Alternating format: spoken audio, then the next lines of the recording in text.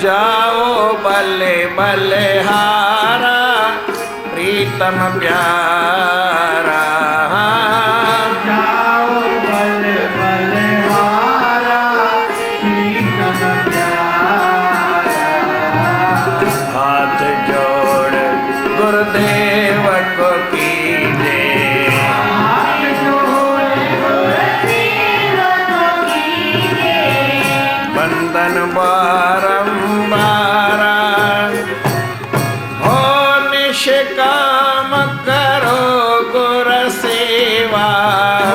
निष्काम करो गुर सेवा। राम हो निष्काम करो गुर सेवा। निष्काम करो गुर सेवा। मन का तज अहंकारा प्रीतम प्यारा। मन का तज अहंकारा प्रीतम प्यारा। हाथ जोड़ गुरुदेव को कीजे,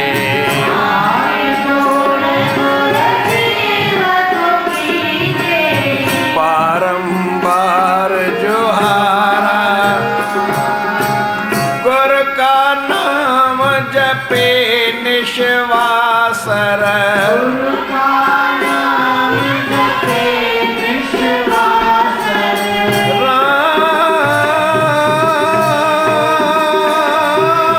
राम गुरु का नाम जपे निश्वासर। गुरु का नाम जपे निश्वासर। पाओ शांति भंडारा प्रीतम प्यारा। शांति भंडारा प्रीतम प्यारा। हाथ जोड़ गुरुदेव को कीजे, हाथ जोड़ गुरुदेव को कीजे। बारंबार जोहारा कहता टेओ गुर के वचने। कहता देहूँ गुरु के वचने। राम कहता टेओ गुर के वचने। कहता देहूँ गुरु के वचने। पाओ मोक्ष द्वारा प्रीतम प्यारा। मोक्ष द्वारा प्रीतम प्यारा। हाथ जोड़ गुरुदेव को कीजे, हाथ जोड़ गुरुदेव को कीजे। बारंबार जोहारा प्रीतम प्यारा। बारंबार जोहारा प्रीतम प्यारा। बारंबार जोहारा प्रीतम प्यारा। बारंबार जोहारा प्रीतम प्यारा। हाथ जोड़ गुरुदेव को कीजे, हाथ जोड़ गुरुदेव को कीजे। बारंबार जोहारा। प्रेम से बोलो श्री राम। सतनाम साक्षी, सतनाम साक्षी, सतनाम साक्षी। सतनाम साक्षी। सतनाम साक्षी।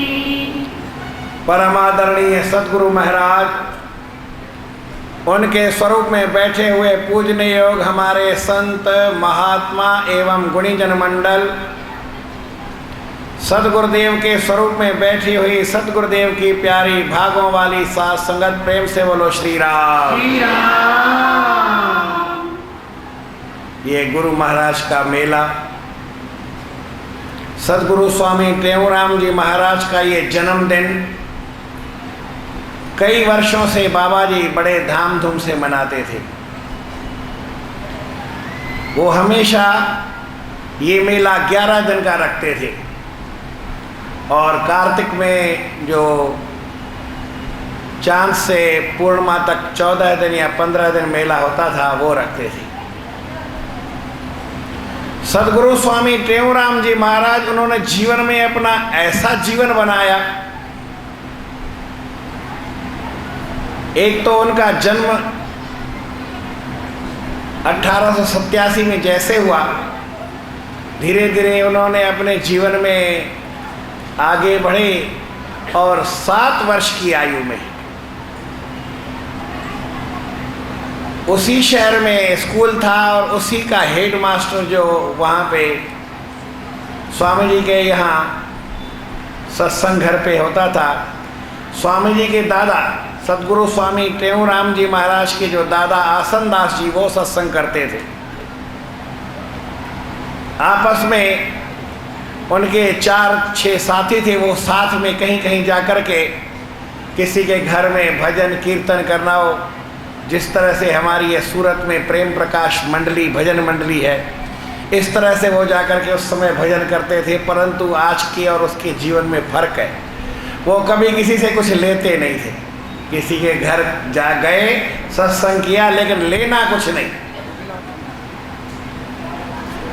मां न चाहता ये भी न चाहता ता भले चाह मां मने कही हुई पूछो न भले। ये वो तो मुख्य गाल खबर है। ये मैंने कहाँ से मेरे को बात मालूम पड़ी, मेरे पास जीवन है। स्वामी ग्वाललाल जी महाराज ने, स्वामी टेऊराम महाराज की जो भाई थे, उन्होंने अपने जीवन में लिखा है और स्वामी जी को मैंने पढ़ाया भी है और अभी मेरे पास लिखा हुआ है, उनके हाथ का लिखा हुआ है, स्वामी ग्वाललाल जी महाराज का। मैं जो बात आपको बताऊंगा अपनी मन घड़ंत नहीं बताऊंगा। 7 साल के अंदर 7 वर्ष की आयु थी स्वामी टेऊराम जी महाराज के यहाँ, जो उसी स्कूल में, जिस स्कूल में स्वामी जी पढ़ने गए केवल 1 दिन, और 1 दिन के बाद स्कूल में गए नहीं, लेकिन हेड मास्टर जी वहीं पे आते थे। बच्चा पढ़ता है 7 साल में, स्वामी जी ने भी 7 साल में पढ़ा, लेकिन वो हेड मास्टर घर में आके पढ़ाते थे। मालूम आपको भी है, लेकिन कहे आज मैं रहा हूं। आपको कैसे मालूम है? आपने जीवन पढ़ा है कि स्वामी आसूराम जी महाराज, जो स्वामी टेऊराम महाराज के आगे चल करके गुरु बने, उन्होंने घर में आते थे, वो सत्संग करते थे, वो ब्रह्म ज्ञान के बड़े ज्ञाता थे। स्वामी गुरुमुखदास जी महाराज ने उनके लिखा है कि वो ब्रह्मवेत्ता का बड़ा जानकार थे, बड़े जानकार थे, ब्रह्मवेत्ता ब्रह्मनिष्ठ थे। उन्होंने सदगुरु स्वामी टेऊराम जी महाराज को देखा और कहा कि देखो, आपको ये बाहर की पढ़ाई पढ़ने की जरूरत नहीं है। लाए समाधि स्वरूप जीवी छार कनी चा छाणे। उन्होंने भजन में कई बार संतों ने ऐसा लिखा कि उन्होंने, स्वामी आसूराम जी ने कहा कि आप बाहर की पढ़ाई मत पढ़ो, लाए समाधि स्वरूप जी, आप अपने स्वरूप की समाधि में स्थित हो जाओ। उनका कहना मान करके स्वामी जी उनका सत्संग सुनते थे, ब्रह्म ज्ञान में अपनी निष्ठा रखते थे।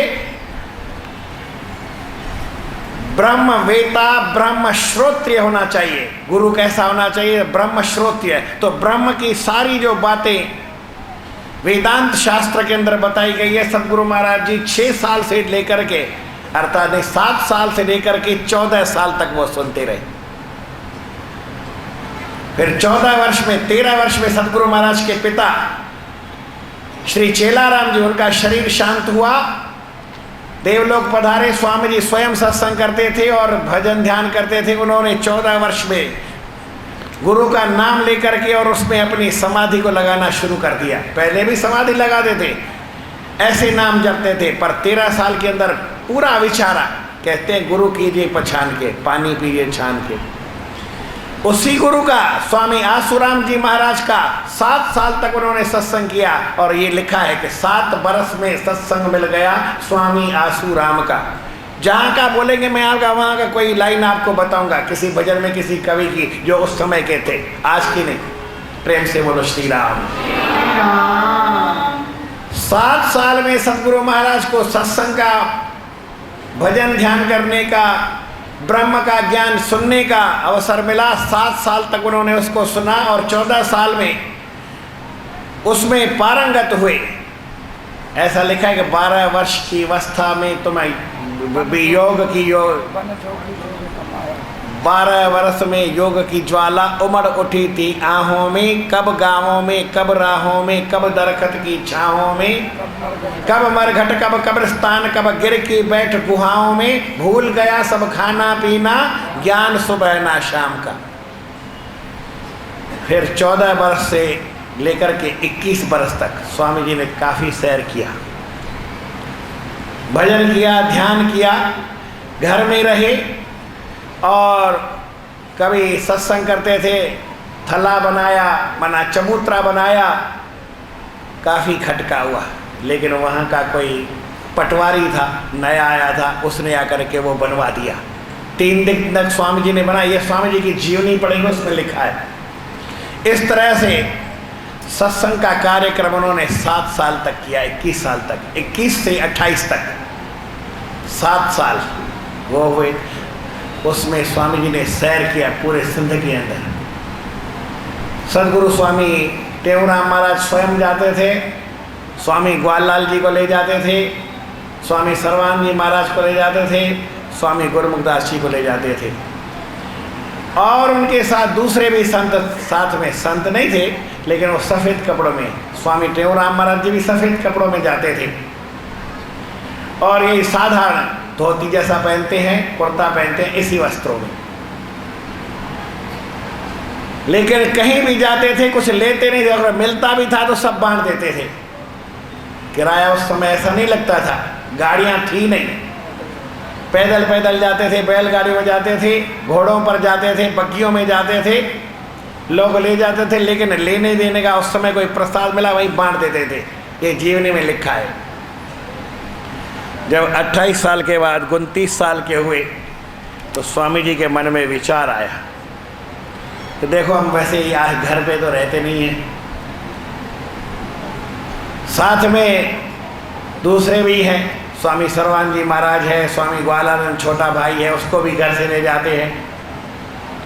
घर में कमाने वाला केवल एक भाई टहलराम जी, और ये अपने घूमने में, जगह जगह नाम का प्रचार करने में, भजन कीर्तन गाते जाते थे, पैदल जाते थे, पैदल आते थे। तो 29 वर्ष की आयु में स्वामी जी ने सोचा कि घर में रहना अभी ठीक नहीं है।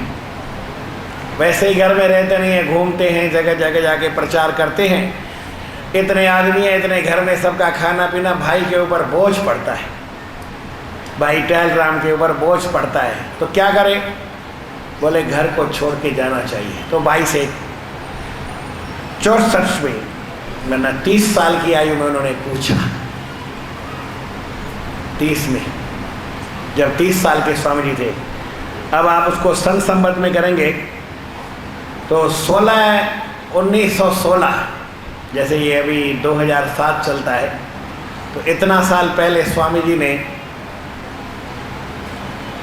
1916 में सोचा, 1917 में भाई से पूछा, 1918 में उन्होंने दुकान संभाली, 19 में खेती संभाली और सारा कर्जा उतारा। भाई ने से पूछा तो भाई ने कहा कि ये सारा कर्जा कौन उतारेगा, आप तो घूमने फिरने में लगे रहते हो, ग्वाललाल को भी साथ में ले जाते हो। अब स्वामी टेऊराम जी महाराज की जब आयु थी 30 साल की, तो स्वामी ग्वालानंद जी महाराज की आयु थी 20 साल की, 10 साल का ही फर्क था। बोले कौन करेगा? बोले स्वामी जी ने सोचा नहीं, कर्जा उतार के जाना चाहिए। 30 साल की आयु में बड़ी समझ भी होती।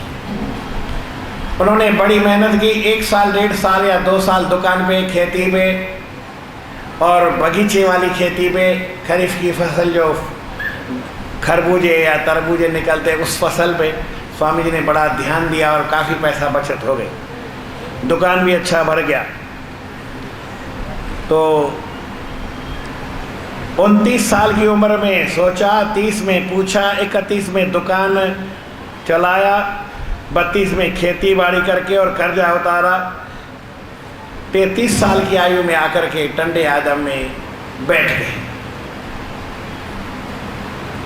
जंगल था, आसपास में कोई जगह मकान नहीं था, शहर से 3 किलोमीटर दूर था और वहाँ रह करके 3 दिन तक तो खाना पीना खाया नहीं, ऐसे बैठे रहे। चौथे दिन वो मूलचंद जी जिसके यहाँ सत्संग करके आए थे टंडे आदम में, उसको मालूम पड़ा, वो आया, भोजन खिला के भी गया और बर्तन ले गया। फिर स्वामी जी ने उसको कहा कि रोज़ तुम हमारे को कच्चा सीधा ये दे जाओ, जितना चाहिए लिखते जाओ, जब होगा आपको दे देंगे। बोले नहीं महाराज कोई बात, बोले नहीं लिखते जाओ, आप आज से हम आपको संतों का मोदी बनाते हैं। तो मूलचंद को मोदी बनाए, वो देता गया।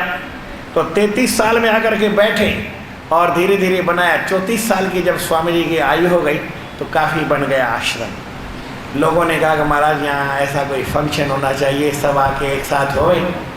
तो संतों महात्माओं का काम है मेल मिलाप करना। सिंध में कोई कहीं रहता था, कोई कहीं रहता था, भेदभाव था।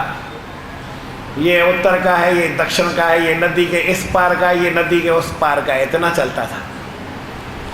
एक सिंध में नहर चलती थी, उसका नाम था ढोरो नारो। नारो का मतलब वाह या कैनाल, और उसका नाम था ढोरा, ढोरो नारो। उसके उस तरफ खारा पानी था, इस तरफ मीठा पानी था। तो मीठे पानी वाले खारे से बात नहीं करते, खारे वाले मीठे से बात नहीं करते। अपने को सब अच्छा समझते थे, दूसरे को सब कम समझते थे। सिंध में भाई बंद थे, सबसे ऊंचा अपने को समझते थे।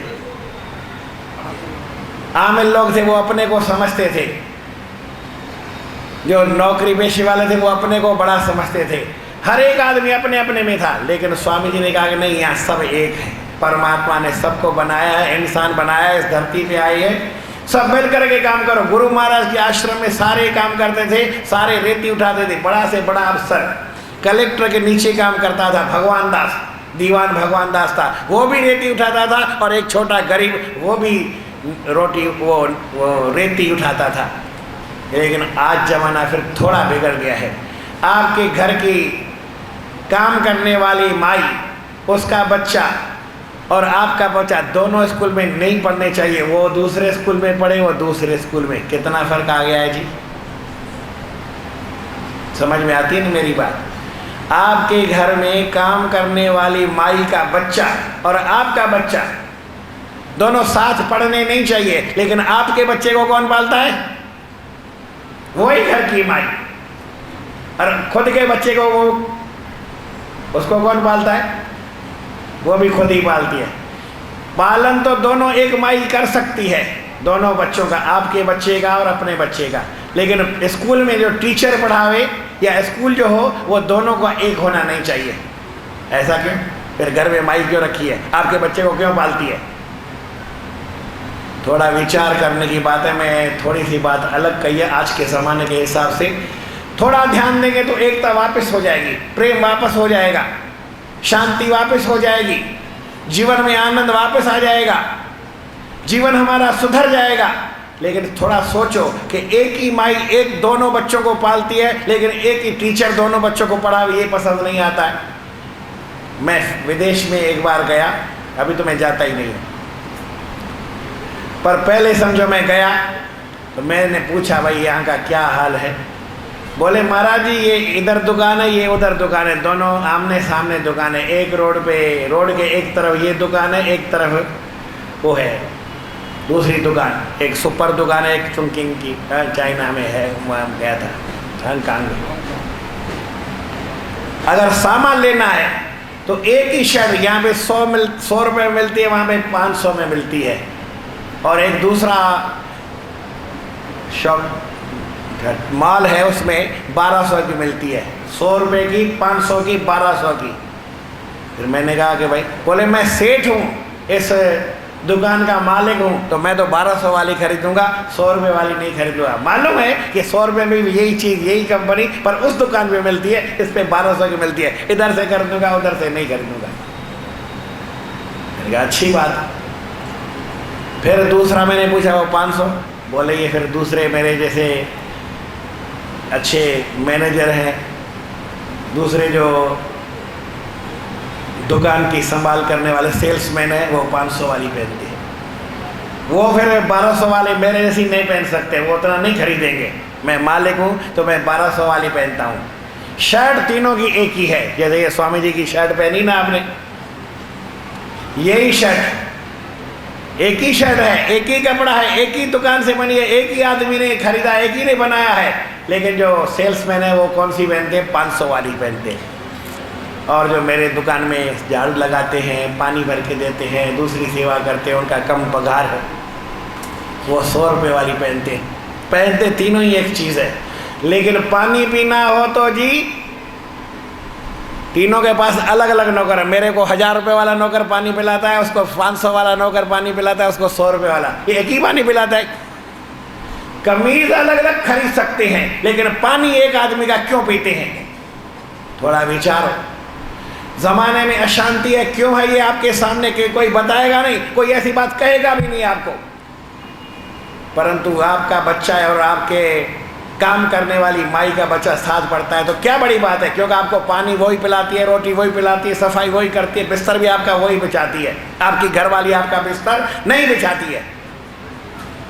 लेकिन हमारे स्वामी गुरुमुखदास जी इस बात पे जोर देते थे कि घर में घर की रोटी बनावे तो कौन बनावे? घरवाली बनावे, काम वाली नहीं बनावे। घर का काम करे तो पति का जो खास काम है वो घरवाली करे, ये नहीं उसका बिस्तरा भी वही बनावे। जितना विचार करो। मेरे कहने का मतलब सतगुरु स्वामी टेऊराम जी महाराज ने ऐसा आश्रम बनाया, सबको एक ही सूत्र में बांधा, सब एक साथ सेवा करते थे, एक साथ रोटी खाते। यहाँ तक कि हरिद्वार में जाकर के उन्होंने भंडारा किया। वहाँ भी स्वामी जी ने सब संतों को, बैरागी हो, उदासी हो, सन्यासी हो, पहले सब अलग अलग बुलाते ही नहीं थे एक दूसरे को। उदासी को सन्यासी नहीं बुलाते, सन्यासी को उदासी नहीं बुलाते थे।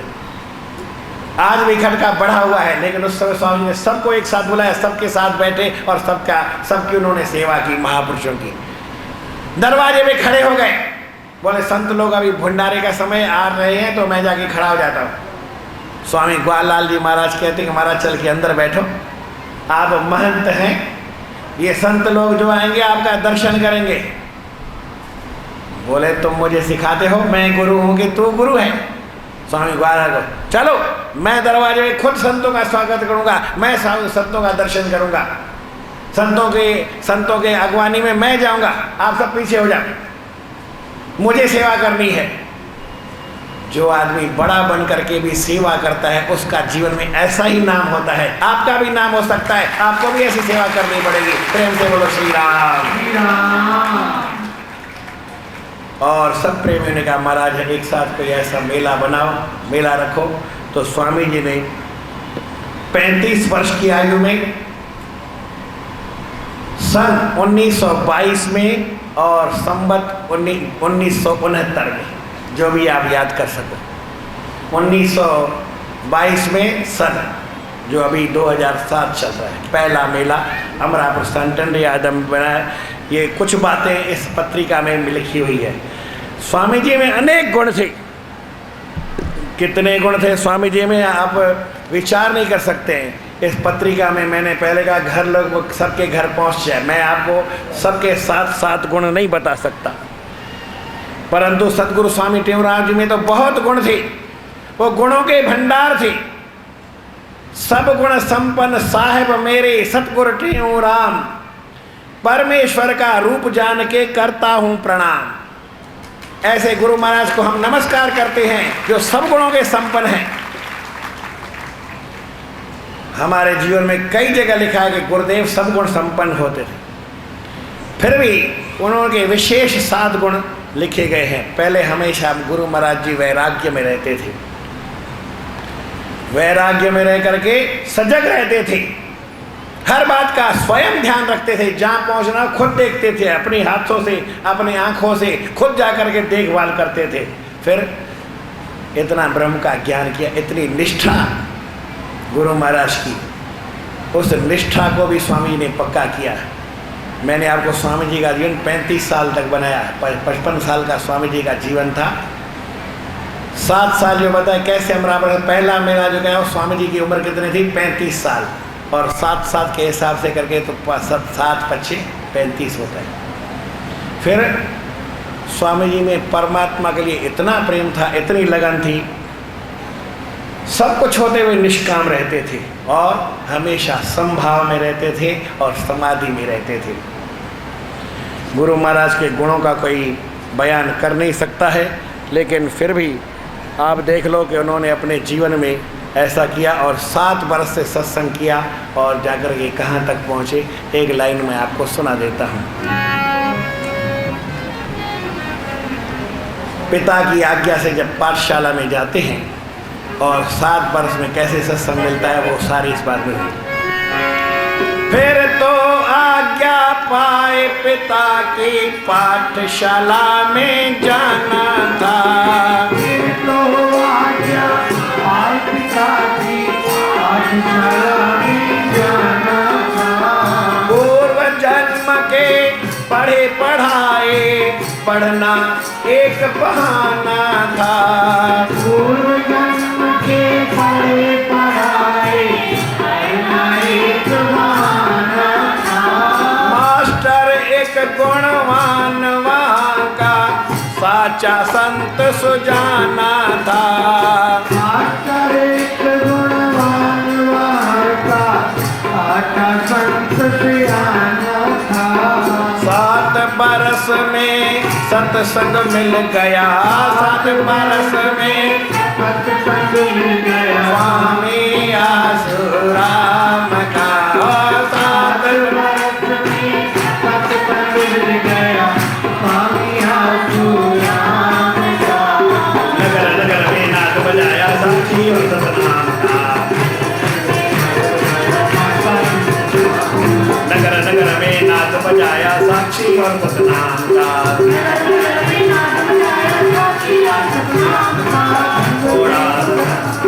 धन गुर के ओ राम जय जय, धन गुर के ओ राम बोलो।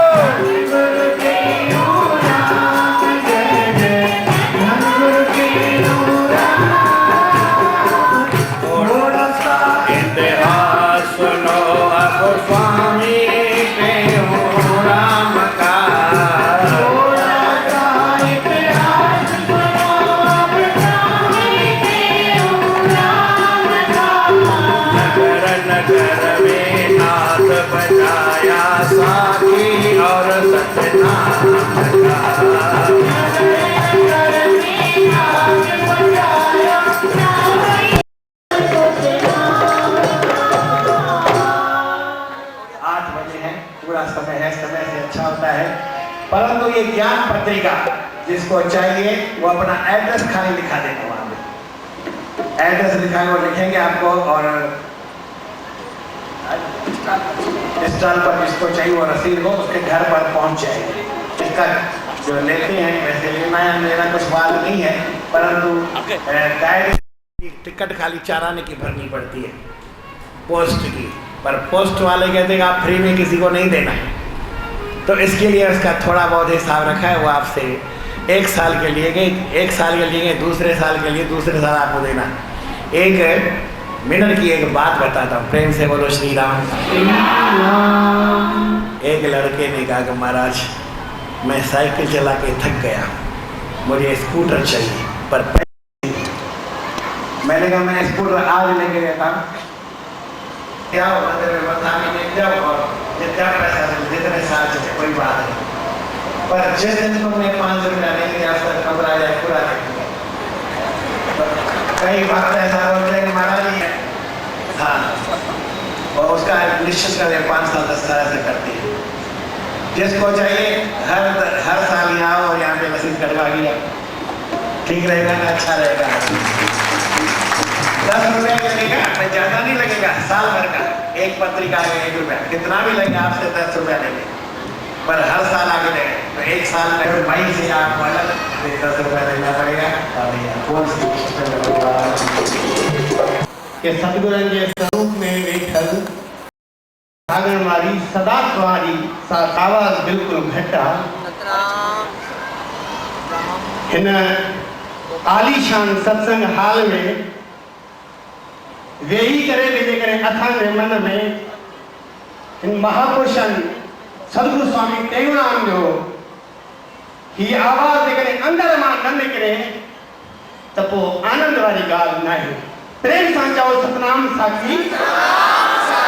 भाई भागन वाली साथ संगत साईं छो जो नहीं जिसे जनता चुनती है वे संसद में जाते हैं, जिसे जनता चुनती है वे संसद में जाते हैं, और जिसे जनार्दन चुनते हैं वे सत्संग में आते हैं। असांखे कल लगे प्रेम सां प्यार सां ही उद्घाटन थियो। एडो आनंद आयो उद्घाटन के समय, जितनी शांति ऐं जितनी उमंग हुई, माखे तो ये लगे पियो कि न पूरे प्रांगण में न पर पूरी बड़ौदा न पर पूरे विश्व में सिर्फ हिकिड़ो ही नारो आहे, धन स्वामी टेऊंराम, धन गुरु